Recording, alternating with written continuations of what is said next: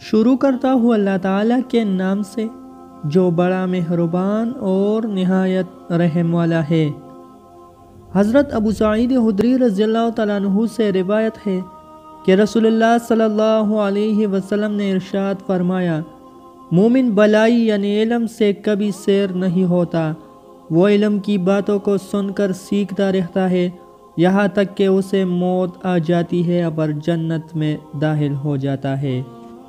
حضرت ابن مسعود رضی اللہ تعالیٰ عنہ فرماتے ہیں کہ میں نے رسول اللہ صلی اللہ علیہ وسلم کو ارشاد فرماتے ہوئے سنا، حسد سوائے دو شخصوں کے کسی پر جائز نہیں، یعنی اگر حسد جائز ہوتا تو یہ دو شخص ایسے ہیں کہ ان پر جائز ہوتا۔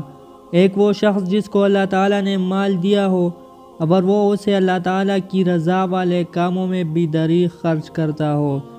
دوسرے وہ جس کو اللہ تعالیٰ نے علم عطا فرمایا اور وہ اس کے مطابق فیصلے کرتا ہو اور اسے دوسروں کو سکھاتا ہو۔ حضرت ابو ذر رضی اللہ تعالیٰ عنہ فرماتے ہیں کہ نبی کریم صلی اللہ علیہ وسلم نے مجھے ارشاد فرمایا، ابو ذر، اگر تم صبح جا کر ایک آیت کلام اللہ شریف کی سیکھ لو تو نوافل کی 100 رکعت سے افضل ہے، اور اگر ایک باب علم کا سیکھ لو خواہ اس وقت کا عمل ہو یا نہ ہو، مثلاً تیمم کے مسائل، 2000 رکعت نوافل پڑھنے سے بہتر ہے۔